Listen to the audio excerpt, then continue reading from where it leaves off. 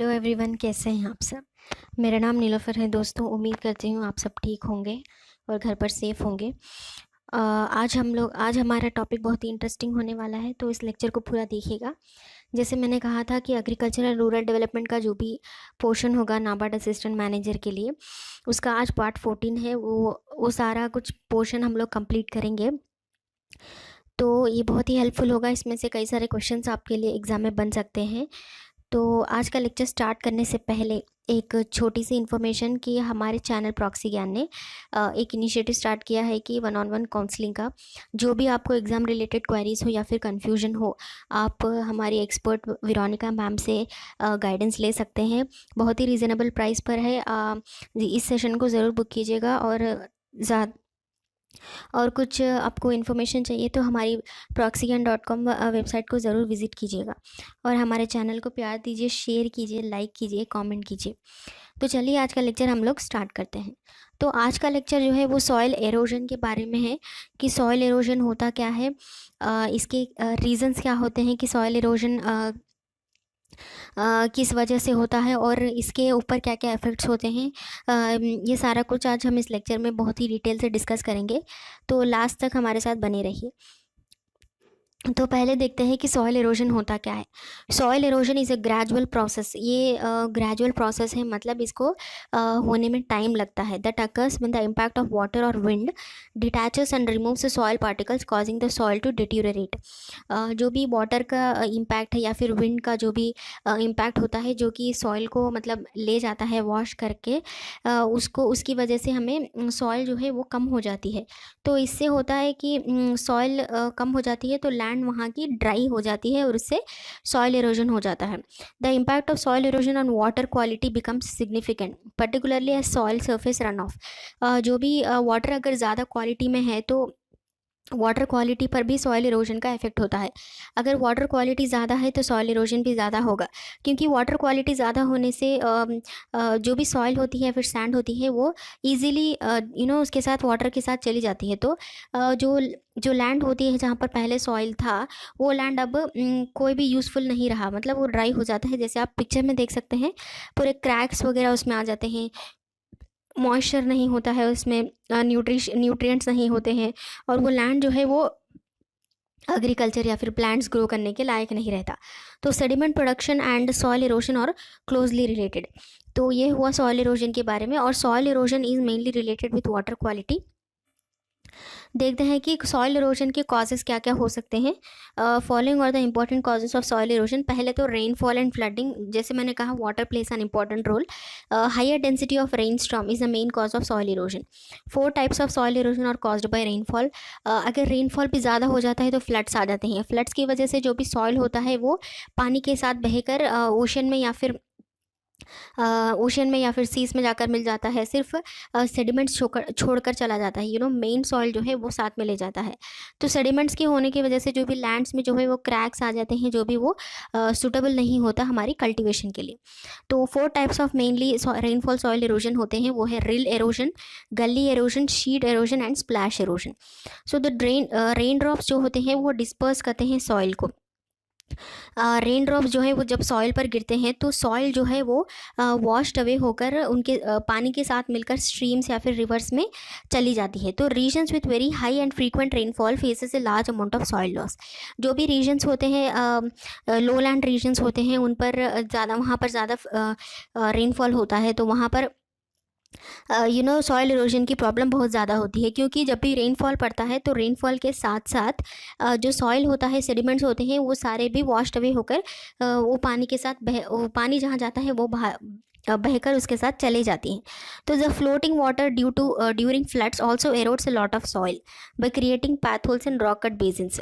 Potholes मतलब जो भी हम लोग गड्ढे देखते हैं रोड पर या फिर किसी भी ज़मीन पर, उसे पैथोल्स बोलते हैं। और वो क्रिएट ही क्यों होते हैं, क्योंकि वहाँ की जो सॉइल है या फिर कोई भी कंटेंट्स है वो पानी के साथ बहकर चले जाते हैं। तो उसकी वजह से जो है वो वहाँ पर पैथोल्स हो जाते हैं और रॉक कट्स हो जाते हैं। पानी अगर लगातार पड़ता है तो रॉक में भी दरारें आ जाती हैं। उसके बाद है एग्रीकल्चर। एग्रीकल्चर भी एक बहुत ही ज़्यादा कारण हो सकता है सॉइल इरोजन का। Shockingly the farming practices are the major cause of soil erosion. जो भी हम लोग हम एक पीस ऑफ लैंड अगर हम यूज़ करते हैं सॉइल कल्टीवेशन के लिए, तो उसे हम ज़्यादा से ज़्यादा एक्सप्लॉइट कर देते हैं, मतलब बिना सोचे समझे कि उसमें उस लैंड में क्या क्या लॉस हो सकता है, लिमिट से ज़्यादा हम लोग उसे यूज़ कर लेते हैं, इसी की वजह से सॉइल इरोजन होता है। So the agricultural activities disturbs the ground, the tree are cleared and the land is ploughed and some sow new seeds. Since most of the crops are grown during the spring season, the land lies fallow during winters. Most of the soil is eroded during winters. Winter season में soil जो है वो फैलो होती है। उसकी वजह से क्या है, हम लोग स्प्रिंग सीजन में ही हम ज़्यादा क्रॉप्स ग्रो करते हैं, इसी की वजह से डबल स्ट्रेस के जैसा वो सॉइल जो है उस पर इरोजन हो जाता है। तो एग्रीकल्चरल एक्टिविटीज़ भी कहीं हद तक सॉइल इरोजन में हिस्सेदार है। उसके बाद ग्रेजिंग, जो भी हम लोग एनिमल को ग्रेज करते हैं वो भी एक रीज़न हो सकता है सॉइल इरोजन के लिए। The grazing animals feed on the grasses and remove the vegetation from the land. जो भी लैंड पर जो हम लोग ग्रेजिंग करते हैं वहाँ एनिमल्स जो है वहाँ के प्लांट्स या फिर ग्रासेस जो हैं उनको खा लेते हैं, तो वो खींच कर खाते हैं, तो रूट से जो है वो डैमेज हो जाता है, तो वो क्या होता है सॉइल इरोजन में बदल जाता है। Their hopes churn of the soil, जो भी वहाँ चलते हैं वो लोग, उससे भी सॉइल में डैमेज होता है। They also pull out plants by their roots, वो रूट्स के साथ प्लांट्स को पुल अप करते हैं। These loosens the soil and makes it more prone to erosion, इससे सॉइल इरोजन होने के बहुत ज़्यादा चांसेस हैं। लॉगिंग एंड माइनिंग, लॉगिंग का मतलब होता है जो भी अगर हम लोग ज़्यादा इरिगेशन कर देते हैं तो उससे लॉगिंग हो जाता है, जिससे रूट्स को जो है रेस्पिरेट करने की जगह नहीं मिलती, उससे प्लांट्स को सर्वाइव करने का मौका नहीं मिलता और वो प्लांट जो है वहीं पर मर जाता है। A large number of trees are cut down to carry out the logging process. Trees hold the soil firmly. The canopy of the trees protects the soil from heavy rainfall. The leaf litter protect the soil from erosion is also lost during logging. Logging का मतलब ये होता है कि sorry मैंने जैसे पहले कहा था लॉगिंग, मैंने जो भी मोर इरिगेशन का बोला था वो था लॉडजिंग, वाटर लॉडजिंग, LODG, ये हुआ logging. Logging is nothing but ज़्यादा से ज़्यादा ट्रीज़ को कट डाउन करना किसी भी पर्पज़ के लिए, या फिर इंडस्ट्रियल हो गया या फिर कल्टीवेशन के लिए हो गया, उसके लिए हम लोग ज़्यादा से ज़्यादा ट्रीज़ को कट करते हैं, उसे बोलते हैं लॉगिंग। इससे क्या होता है, ट्रीज़ जो है पहले से ही ईयर्स मतलब ट्रीज ग्रो करने में ईयर्स लग जाते हैं, तो ईयरली वो लोग कई सारे ईयर्स से वो लोग सॉइल को जो है वो फर्मली प्रोटेक्ट मतलब जोड़ कर रखते हैं। जब हम लोग वो ट्रीज़ को अगर निकाल देते हैं या फिर हेवी रेनफॉल से वो ट्रीज़ गिर जाते हैं, तो सॉइल से भी वो फर्मली जो प्रोटेक्शन होता है वो लूज़ हो जाती है सॉइल, तो उससे सॉइल इरोजन के चांसेस बढ़ जाते हैं। मतलब वो लूज़ हो जाती है और उसका जो भी न्यूट्रिएंट्स या फिर कंपाउंड्स या फिर एलिमेंट्स जो भी सॉइल में होते हैं वो लॉस हो जाते हैं। उसके बाद है construction works. The construction of roads and buildings exposes the soil to erosion. The forest and grasslands are cleared for construction purposes.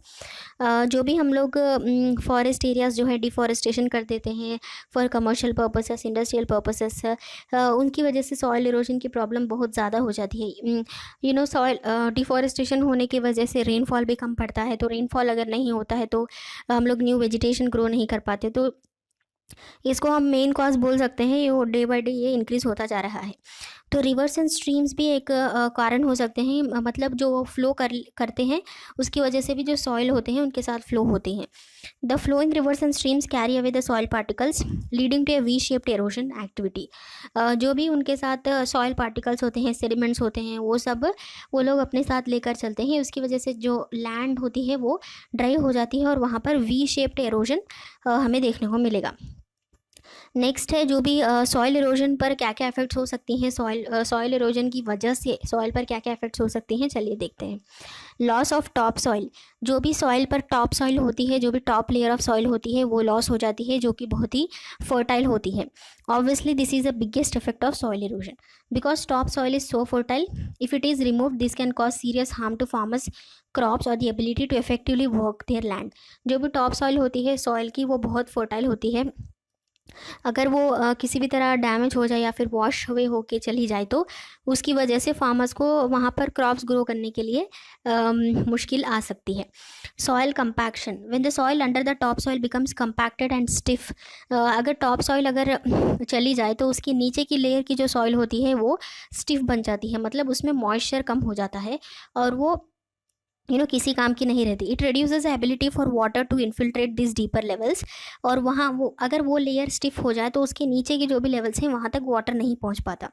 तो keeping run off at greater levels which increases the risk of more serious erosion. इससे क्या है, पहले तो top soil का top layer का erosion हुआ था कि उसके नीचे का लेयर भी है साइमल्टेनियसली डैमेज होता चले जाता है, और उसके आगे नीचे बहुत सारे लेवल्स भी मोर कोरोजन के होने के चांसेस बढ़ जाते हैं। उसके बाद है reduces organic and fertile matter. Soil erosion की वजह से ऑर्गेनिक और फर्टाइल मैटर जो है वो कम हो जाते हैं। As mention, removing top soil that is heavy with organic matter. मैंने कहा था कि टॉप सॉइल जो है वो बहुत फर्टाइल होती है, अगर वो चला जाता है तो कई सारे उसमें ऑर्गेनिक कंपाउंड्स होते हैं, ऑर्गेनिक न्यूट्रिएंट्स होते हैं, फर्टिलाइजर्स, नेचुरल फर्टिलाइजर्स इसमें होते हैं। तो अगर वो चला जाता है तो ऑब्वियसली उसमें बहुत सारा लॉस हो ही जाता है। तो उससे क्या होता है कि हम लोग न्यू प्लांट्स और क्रॉप्स ग्रो करने की बहुत ही तकलीफ होती है। व्हेन न्यू क्रॉप्स और plants can not be placed successfully in that area, this perpetuates a cycle of reduced level of organic nutrients. तो वहाँ पर अगर टॉप सॉइल लेयर जो है वो चला जाता है तो उसके बाद एक साइकिल सी क्रिएट हो जाती है, मतलब रिपीटेड थिंग्स होते हैं कि अगर वहाँ पर फिर हम ग्रो करेंगे तो ऑर्गेनिक न्यूट्रिएंट्स कम होंगे, उन कम न्यूट्रिएंट्स के साथ फिर हम ग्रो करेंगे तो फिर कम हमें मिलता है, तो ऐसी साइकिल बनती चली जाती है। उसके बाद है poor drainage system. Sometimes too much compaction with sand can lead to an effective crust that seals in the surface layer, making it even harder for water to pass to the deeper levels. जैसे मैंने कहा था कि जो भी layer top layer के नीचे जो लेयर होती है वो स्टिफ बन जाती है, तो वहाँ से ड्रेनेज की प्रॉब्लम होती है। ड्रेनेज मतलब जो भी वाटर पानी को ड्रेन करता है उसे ड्रेनेज बोलते हैं।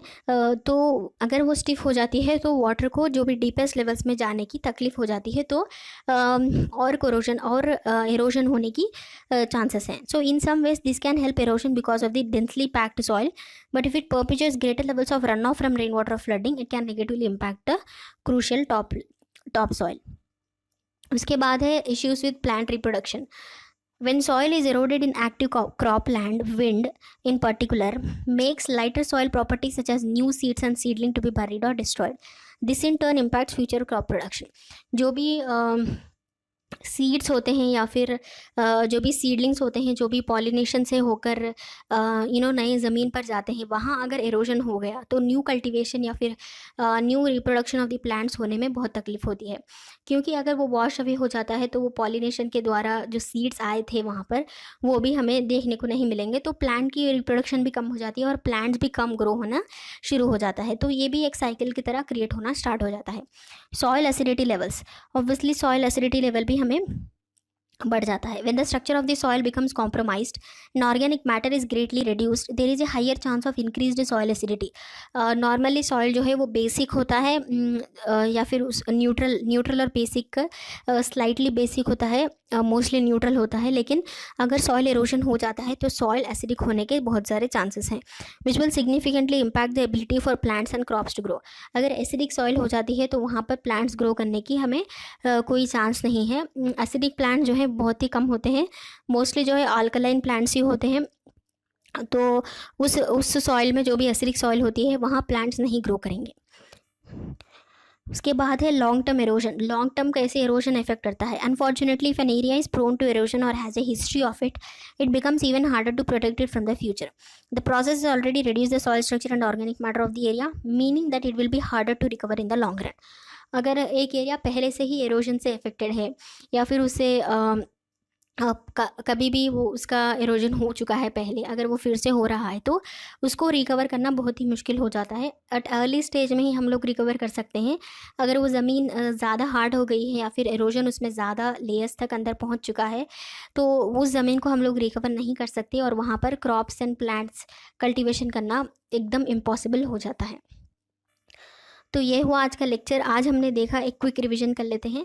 आज हमने देखा कि सॉइल एरोजन क्या होता है, किस वजह से सॉइल एरोजन हो सकता है, जैसे रेनफॉल, फ्लड, या फिर कई सारे रीजन्स हो सकते हैं इंडस्ट्रियल पर्पसेस के द्वारा, डिफॉरेस्टेशन की वजह से। इस कई सारे रीजन्स होते हैं सॉइल एरोजन की वजह से। और सॉइल एरोजन की वजह से क्या क्या इफेक्ट्स होते हैं। लॉन्ग टर्म एरोजन हो जाता है, जो कि लैंड जो है वो बैरन हो जाती है परमानेंटली। उसके बाद हो गया कि प्लांट के रिप्रोडक्शन पर इफेक्ट होता है, और न्यूट्रिएंट्स जो है वो सॉइल के वो कंप्लीटली ख़त्म हो जाते हैं। ऑर्गेनिक मैटर और नेचुरल फर्टिलाइजर्स पर इफेक्ट पड़ता है। तो कई सारे इफ़ेक्ट्स हमने देखे। आई होप आपको आज का लेक्चर इन्फॉर्मेटिव लगा होगा। एक और इन्फॉर्मेटिव लेक्चर के साथ फिर मिलती हूँ, तब तक के लिए बाय बाय, टेक केयर।